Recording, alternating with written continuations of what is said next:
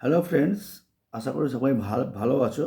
তো আজকে প্রসঙ্গত হচ্ছে ডিটিএক্স মাল্টি 12-এ প্রত্যেকটা প্যাচ নাম সেভ করা যায়, মানে প্রত্যেকটা প্যাচে আলাদা করে নাম সেভ করা যায়। তো তার জন্য কি করতে হবে, এই ওপরের যে কার্সারটা আছে, মানে ওপরে রাইট কার্সারটাকে একবার প্রেস করতে হবে। প্রেস করলে এখানে এলো কমন। কমন আসার পর এন্টার সুইচটাকে প্রেস করলে এখানে এলো নেম।